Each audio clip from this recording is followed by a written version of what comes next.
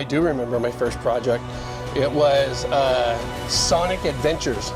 But I think I'm at a phase in my life where I want to focus on my art. I want to create videos. I want to take my camera and capture some amazing photos and stuff like that. Build my website out. We had built a giant game area in the building. Oh, wow. And it looked like a giant arcade, like there were PCs everywhere. And she turned around, cut it with a razor and told me that it would be better off flipping hamburgers at McDonald's. Oh my God. So we had almost 1,000 people. Wow. Hi everyone. Today I'm meeting with my colleague from Meta. We're working in the same project. And the most interesting thing, he has over 25 years experience in QA, mostly in development, in game industry. So he also draws and creates cosplays. Hello Marvin. Hey, how how's are it going? you? Good, good. Good to meet you. Nice to meet you, yeah. Short brief about you. So I've been in the industry about 25 years. I am 57. So I started back in 2000. 2000. Okay. Yeah. I had worked as a hazardous waste operator and working with autistic adults and children. And somebody had mentioned to me that I can get paid testing video games. Yeah. So I decided to give that a shot. So why not? Yeah, right. It sounds really interesting, right? Yeah, it did. Especially back in 2000, we had the Sega Dreamcast, the Sony PlayStation 2 was coming out, so it seemed like a right time to sort of jump into the industry. Yeah. Why you start working in QA industry? Because it was interesting for you, right? Yeah. Okay. Yeah. Do you remember your first project? I do remember my first project. It was Sonic Adventures. Oh, wow. Yeah. For many children, it's like popular icon character, right? Yes. And I remember stepping in there and thinking like I wasn't going to know what I was going to do, or I was going to screw up or something like that. So when we got in there, everything was still paper-based. So it was like you play the game, you find a bug, you go into Word, you write your bug out in paragraph, and then you print it out, and then you hand it to somebody so they can correct it, right? Yeah. And then once that was done, they would turn around, and then you would enter it into a database and stuff like that. And it was fun. It was, 8 to 10 hours a day, 5 days a week, and we had a blast. We had real fun. I can imagine it. So, as I know, there is a lot of projects that you're working before. What's the most proud, I can say, the game that you're working? I think I remember when things changed was when I started working on a game called Phantasy Star Online. I know. And we were talking about this once before, how when we were sitting there with the Dreamcast, one of the developers came out and he brought this contraption.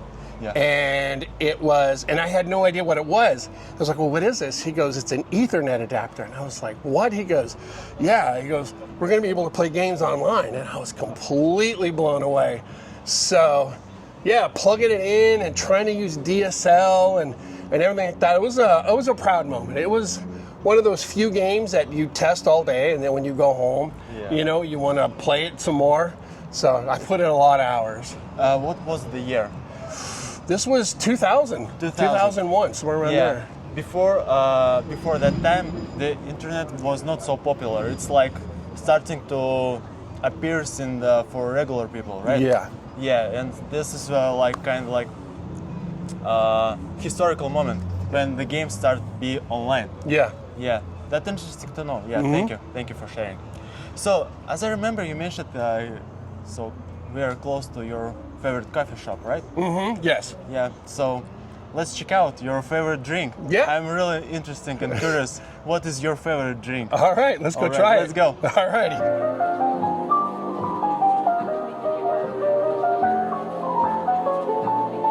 The same drink. Okay.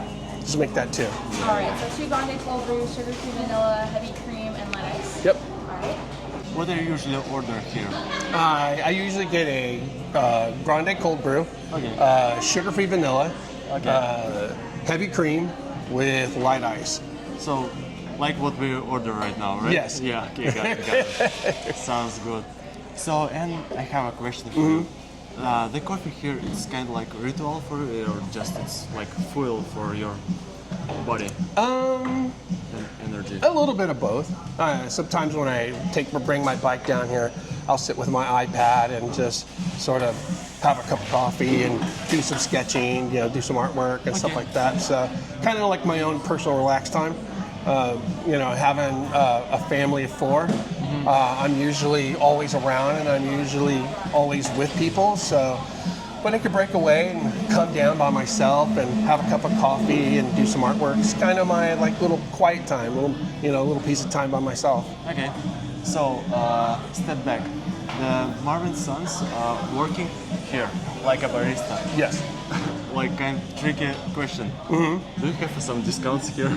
Oh, sometimes, yes. Sometimes, yeah. Sometimes he whenever he's here and we're having lunch together, he'll cut some stuff off. Nice. Oh yeah. Kind of like. Especially when you're talking about like a $9 or $10 drink, I'll get a fancy drink when he's here and he'll comp it out. Okay, got it. Yeah. Sounds good. It's not a half bad place to have breakfast, Yeah. I mean, most of it's like microwave food, but Yeah, but they have a like fancy sandwich here. Yeah. I tried several sandwiches. It's Yeah. not so bad. Yeah. You're okay. Thank you. All right, we ready to go outside? Yeah. Let's All go right. outside. Thank you. Here we go. So, Marv, you were born in US. Yeah. Yeah. What city did you spend more time? Oh, I was born and raised in San Pablo and Richmond, sort of a low-income area. In Bay Area, right? Yeah, Okay. yeah, I was in the Bay Area, about 20 miles east of San Francisco. Okay, so got that's a it. pretty good landmark. And when I got into the gaming industry, I moved to San Mateo, and it became my real home. I spent 15 years there, and I loved it. I raised my kids in San Mateo and stuff like that. Yeah, I know a bit about San Mateo. It's a really nice city, and they have a nice downtown. Yeah, looks pretty good. Yeah. So about the QA, if we will compare industry and that time when you start and right now, how much different? It's a lot, really. At the time when I started working in the QA industry, QA analysts were really the gatekeepers. Like a build would not move forward or nobody would progress any further until QA had given the sign off. Okay. And it was very much like you would see in like the 80s movies, and stuff like that. I would come in, I'm casual, I'm wearing a t-shirt, and shorts and sneakers, and I would grab a cup of coffee and find out what the next build was, go in and test it and hang out and everything like this. And it was fun, and people waited for us to go like, this is a good build and we can move on. So we had a lot more respect back then. You're trying to say that you were more valuable. Yes. I mean about the QA. Yes, to developers and stakeholders and stuff like that, we were far more valuable than what may appear to be now. Yes. In the industry now, even just going back the last few years, we've had massive layoffs as everybody is trying to streamline the industry, and it's unfortunate because QA is usually the first ones to get laid off. I think as of 2024, there was somewhere in the neighborhood of like 75,000 QA laid off in the industry. And that's a lot. I mean, that's a lot of unemployed people, and the industry doesn't look like it's going to change much at all, especially with AI. Yeah, I think so. But I have a guessing about those layoffs. So I think during the COVID, everyone started to using a lot IT stuff. For example, Zoom. They started to work remotely. Yeah. And the big tech companies started to hire more people to involve on that on various projects. They're just expanding, and right now the COVID boom disappeared. Yeah. Right now, all workers return back to offices, and I think this is the reason before they expand their staff. Yeah. And right now they don't have enough money for support them, and they started to let them go. Very much so. I think so. Very much so. It's not only a reason. No. It's like kind one. Yes. One. When COVID hit, there were a lot of stimulus packages and stuff like that. Yeah. Everybody had to learn how to work remote, and a lot of industries, especially in California, we realized that if we can hire QA from another state, we can hire somebody from Ohio or Nebraska or something like this, and we may not have to pay them California wages. And then, of course, the government was providing a lot of stimulus checks and stuff like this. It was pretty much an open check. So a lot of QA industry just started flooding in, companies were just really expanding their teams. Yeah. So if you say before 2019, our QA level was here, and then coming into COVID, it was like here, right? But then what happened was once COVID left, we had to pay that money back. Those companies had to pay that money back. So when they started doing layoffs, not only did they go here, but then they were like, well, how important really is QA? Can we, speed things up? And then you see the numbers dropping. And I think it's going to, we're recovering from that. And now what we're going to end up doing is we're looking down the barrel of AI and how AI is going to affect the tech industry. So yeah. You mentioned that you worked on in Sledgehammer company with Call of Duty game. So from all of fans of Call of Duty, I would like to say thank you for your work, because that game is really blessed. Yeah. Yes, thank you. It was those projects were really fun to work on. I can imagine. Yeah, we would have. We had built before COVID hit. We had built a giant game area in the building. Oh wow! And it looked like a giant arcade. Like there were PCs everywhere, and it was a ritual. Every day at 11 a.m., the whole studio would come down, and we would play the most recent build. Oh wow! Yeah, and we would have drug out battles for an hour, and then we would report what we liked and what we didn't like, and then we would take those builds back and fine tune them in the design process. Yeah, so sounds like it's like work of the dream of work, right? It was a dream job. I loved it so much. Yeah, right. When I was working for Sony PlayStation, and we were working on a game called Gran Turismo, and are you familiar with Gran Turismo? Okay, so the game is very, very huge. You take one car, right, and it can have 30 different colors, right? It can have over 100 different variations as far as tweaking the engine, the brakes, and everything like this. And then beyond that, every one of those little changes, right, you have to see or at least feel a difference. And that's just for one car. Add 120 cars. We would have test cases that were 20, 30,000 test cases. Oh wow, that's a huge. It was huge. Some of our test cycles, we would have to break up in stages. So we would tackle 15 or 20 cars within the first month, right? And then we would work on getting those cars and everything dialed in, and then we would save our progress and then work on the next 20 or 30 cars. And we would do that for 5 months, 6 months. Okay. Yeah. And the next question, how many people you need to cover all those test cases? 230 internal. Oh wow. And we had about 230 people on our team, and externally I think we had maybe 500 or 600. So we had almost 1,000 people. Wow. Yeah. That's and this is, you're talking 2005, 2004. Yeah. So it just shows how large it was. Move up to 2022, 2023 during COVID, right? Now we're talking massive numbers. Our internal QA team at Sledgehammer, we had a studio in Foster City. We had a studio in Melbourne, Australia. We had a studio in Toronto, Canada. And we had another studio in Europe. Okay. All right. So we had 4 studios, and altogether, I think we had 500 and some odd QA testers, and then we had almost 1,300 outside QA that worked. They were like in Minnesota and stuff like this. About your hobbies, I know you draw, and you draw a lot. Yeah. Here will be some examples of Marvin's art. Yeah. So share a little bit about your art. Okay. I used to draw when I was young, and this was back in the 80s. And when I graduated high school in 1986, I worked for a small team.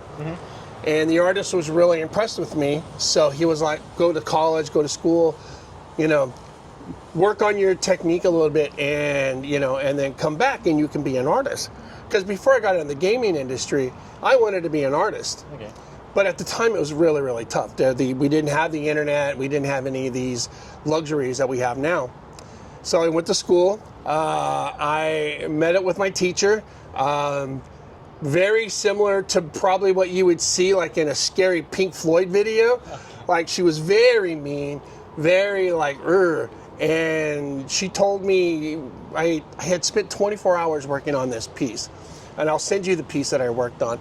And she turned around, cut it with a razor, and told me that I would be better off flipping hamburgers at McDonald's. Oh my God. Yeah. I'd like to say she was strict, but looks like she was rude. Yeah, she was very rude. And it crushed me. I threw all of my art stuff away, and I didn't play around with art until I got married, had kids, got into the gaming industry, and I was, at that time, working for Disney. And I decided, and my son had lost his lunch pail, so I had to give him a bag of lunch, and I felt really bad, you know, putting sandwiches in a paper bag. Yeah. So what I did was I drew a picture of a penguin, and he saw the penguin, and he was like, "Oh my God, you know how to draw?" And I was like, "Yeah." And he was like, "You're an artist." I was like, "Well, let's not get too far ahead of ourselves. It's a penguin." He was like, "No, Dad, this is amazing. This is the greatest thing I've ever seen," and it moved me. So cute. What I decided to do was teach myself how to draw. Yeah. And from there, I started, since I was working at Disney, I started studying lead character model sheets. Yeah. Some of you don't know what those are. They are sort of the breakdown, sort of the blueprint of a particular character, be it Dopey, Pinocchio, princesses, and they would show you how it was drawn. So I literally taught myself how to draw going off of character model sheets. Oh wow, that's amazing. So Yeah. sounds really interesting. And about your son, he's like that person who inspire you to return back on this industry. Yeah. I can say that I saw a lot of your arts, and I'm really impressed. Thank you. Yeah, looks really good. By the way, Marvin has a website, and you can just go to that website. It will be on description under this video. And he has a blast of cool t-shirts, and not only t-shirts, there is a kind of different items that you can buy, and it will be with Marvin's print. Cool. Yeah. By the way, I ordered some. It's interesting seeing some of my stickers on the back of your laptop. Yeah, that's true. I ordered 2 stickers, one pillow and 1 t-shirt. Yeah? Yeah. Yep. You've given me some commission work as well, some ideas to create for you, so that was good. Yeah. So, and about art, I know that before there was only traditional style. Yeah. But right now we have a digital style and traditional. What do you prefer more? Whoa. I like a combination of both. I had an incident working at the refinery that left me with a tic. So whenever I try and concentrate too much, my hand will twitch or something like that. And it was difficult when I would sketch or draw something out by hand and then try and ink it, and I would ruin it. So to overcome that, what I did was I did a combination of both. So all of my art will be hand drawn, And then with an iPad and Procreate, what I would do is I would take a picture of that, blow it up, and then I can ink it in digitally. So then if I get my ticks or anything like this and I mess up, I can go back and correct those errors. Yeah. I see. That makes sense. Yeah. That's really convenient to draw. Oh, it's amazing. You know, I think digital art right now is getting so strong. naturally so strong. Like it's like I'm not much of one to sketch on a screen, but I've seen people sketch out beautiful pieces, you know, on an iPad. It's just amazing. Yeah, that's true. Yeah. And for those individuals who just kind of like starts or struggling in the middle of the way, do you have any tips for them? Ooh, don't give up. Don't give up. I suffer from imposter syndrome, and there are constantly when I get frustrated or, you know, when things get tough, these little voices will come in and try and knock you down and tell you that you're not good enough, or you're not going to do this, or you're not going to do that. And I've fallen into those traps, and I've believed those voices, and I have created huge gaps where I wouldn't draw anything for years. So I would say ignore them. You know, if you draw something and it doesn't look as well as you would hope, that's okay, because the next drawing is going to get better, and the next drawing is going to get better. Right, just practice and practice. You will be rewarded. Yeah. I would say one of the guys I followed a lot named Kesh, he has 100 drawings in 100 days. And he talks about sketch something for 6 minutes and do it every single day for 100 days. Some days you can sketch more than 6 minutes. Sometimes it's just 6 minutes. But 6 minutes every single day for 100 days, and you're going to see a drastic change from what you started to what you're at. Yeah, so, that's true. Challenge all the artists. That's a great idea. Yeah. I know you also doing cosplays. I do. That's really interesting part of your life. Yes. I'm impressed when you show me the pictures of your cosplays. It looks really great. Yeah. So, a little bit about this. Why you started to do cosplays? That was weird. I think it originally started when I was at Disneyland. Okay. And I was going to Galaxy's Edge, and there were a lot of people cosplaying or Disney bounding, you know, or Batu bounding, which people who go to Galaxy's Edge, they refer to as. And it's dressing in a certain way that sort of mimics sort of the style of Star Wars. Yeah. And then there were some people who would just create these amazing outfits. And then so I decided to give it a shot. Right, I really liked it. There was a young woman, I forgot her name escapes me right now. I'll give it to you when we get a chance. Okay. But she started talking about a more economic way to approach cosplaying. Okay. And that lit my curiosity. I was just like, if I can combine little things that I buy with things that I make myself, you know, and I tweet, and I got into a community, and I gave it a shot. And I remember my first convention. I dressed up as a Jedi. Yeah. So I had myself my lightsaber, and I had my hood and everything like this. And Ahsoka had just came out, and my beard was a little bit longer. So everybody was like, "Dude, you're an awesome Balin Skull," and I'm like, "Okay, like I wasn't shooting for Balin Skull, but sure, yeah, let's roll with it, you know, all right."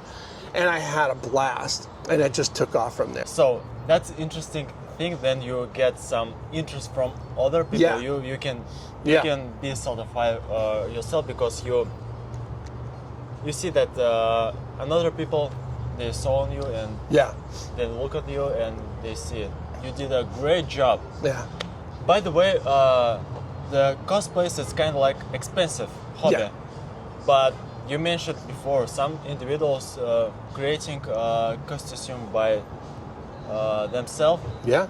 And it's kind of like could be reduce the cost. Oh yeah. But it's takes some time. It does. It does. You got to build. You got to build a collection. You have to You know, you go to fabric stores when they're closing out or they're on clearance, or, I mean, sometimes I have just been like on walks and I will find twigs, you know, pieces of branch, maybe like, you know, nice flowers or something like this. And I look at it and go, well, oh, that would be a nice headpiece for somebody, right? You know, and then you just let your imagination go. Don't think for a minute that you have to spend a lot of money to get into it. And it's just like art, you know, let your creativity flow. And sure, some of your cosplay outfits aren't going to look the greatest when you first start out, but you build on it and you learn and you dive into it and you find a community that's going to support you in it. Like when I joined the Droid Builders Union, and I realized that there are a community of individuals who love androids and stuff like this from Star Wars, and that I can do something like that. Oh my God! And you've seen some of those, right? Yeah, I got the backpack, and it's got a speaker, and it's lighting, and there's something special when you're at Disneyland, and I'm dressed up in the droid, and I got the fluorescent lights. They're strobing, and the kids are like, "Whoa, that is so cool!" And the droids are all, you know. Yeah, I can imagine. All right, folks, outside it's really, really hot. It's almost 90 degrees, so we decided to move on some cafeteria. We will order some food and just trying to a little bit not burn outside. Yeah, let's go inside. Yeah, it's a lot cooler. Yeah. And what we're gonna do is check out Koja Kitchen. Koja Kitchen. What is it? Huh? What is it? It's an infusion of Mexican and I think it's Japanese or Korean style food. So we're gonna go in and get some. Sounds delicious. Get some taco infusion. Okay, let's go. And pretty much what that is, you see it? Yeah. It looks like a hamburger, but it's actually like this like rice bun, and they put it all in there. So some of it's a little spicy, some of it's not, but of course this is. And if you think about it, right? Like 2 tacos for under $10, right? I mean, they're little tacos, but they're really filling. They're really delicious. So, Marv, are you still passionate about QA or creativity capture your mind and you evolve in art? I would have to say with times changing the way they are, like we mentioned before, I've been in the industry for over 25 years, and the industry is going in a way where we're starting to see some studios and some companies sort of practice ageism, if you're familiar with that. So I'm kind of the old bird. So they really don't, some companies really don't want an older guy, working with a company.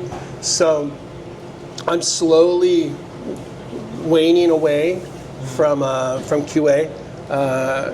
I'm passionate about AI, and I think AI with QA I think is great.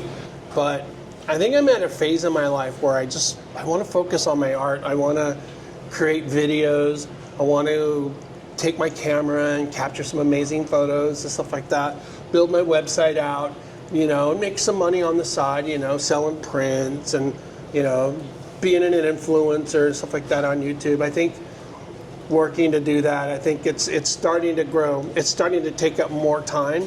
So I'm thinking there's going to come a point where I want to just do that full time and sort of give up on QA.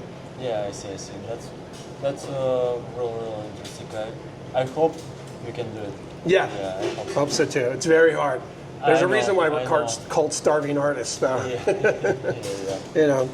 But I think it's doable. I think, if you think about the tools and the resources that artists these days have that we didn't have back in the 80s, I mean, I would have never imagined that I would have been able to create my own comic books if I wanted to, or, have AI assistant, give me ideas on color palettes, if I wanted to color my art pieces in or something like that. So I think we're definitely coming into an area where we can utilize AI in a proper way to help out with art. The art community right now, I think, needs to loosen up, though. They're very strict, and for good reason. A lot of their art that is currently out there on the internet AI is just scrubbing that art and using it to create their own stuff, and we definitely need some regulations against that. But I also think that instead of being scared of it, I think what we need to do is look at it as a tool that's not going to go away and see where we can ethically blend the two together. And I think I've been working on that, and I think I found a pretty solid practice. You know, it's a lot of different ways I can use it to, you know, help me in my, you know, journey in creating art and stuff like that. Okay, I just wanted to ask you. You mentioned real often about AI. Yeah. And but you already almost asked all my questions. I wanted to ask, what do you think AI will be work instead of us, or just like? I useful think tool? it has the potential to replace us if we don't make a stand now and implement regulations in having human intervention in some decisions that it makes. There are currently some acts right now specifying that, you know, an AI bot is not allowed to give any like lawyer advice or, you know, or anything like that, nor is it supposed to tell an individual like what type of medication they are. There still needs to be a physician, a doctor, a lawyer, somebody there to analyze the data that AI is doing and facilitate it that way. However, on the other side, there are individuals who will turn around, go with AI, and have AI just create whatever it wants to create, and then pump it out there. Oh yeah, great, thank you. Thank you so much. Did you get your lemonade yet? Not yet? Yeah, we got it. already got it. Thank you very much. Thank you. And there's a point where they just scrub that, you know, they let AI do all the talking, and I think it's bad. I think, you know, we don't. I think no matter where AI goes, we need to have somewhere human, you know. Of course. I mean, I think what's going to be cool is when I'm in my 60s and I can have a robot walk with me and carry my groceries and stuff like that. That's going to be pretty cool. You know. So yeah, I think it's a mixed bag. You know. Yeah, but as you said before, someone should rule Yeah. all that stuff. Somebody should have control over what it says and how it dictates. A lot of people are using it for therapy, and without human there to intervene with all that, AI could create hallucinations, create bad advice. Yes. That's still very biased. So we need to make sure that we're working with AI and having AI function ethically. You know. Yeah. And I totally agree with you. yeah. So, our tacos already. Yeah, they're prepared. here. Yeah, it looks really delicious. By the Right? way. Yeah. Are you ready to dive in? Sure. All right, let's do it. All right, which one are you going to try first? I think I will. You're going to go chicken first? All right. So then I will go. Maybe with beef. Yeah. You want to go beef first? Yeah. All right, we'll do Because- beef first. Yeah. All right. First with beef. Let's go try. for it. Watch out! It's gonna drip. It's gonna leak. Yeah. I see. Okay, maybe. Don't be so. Oh my god.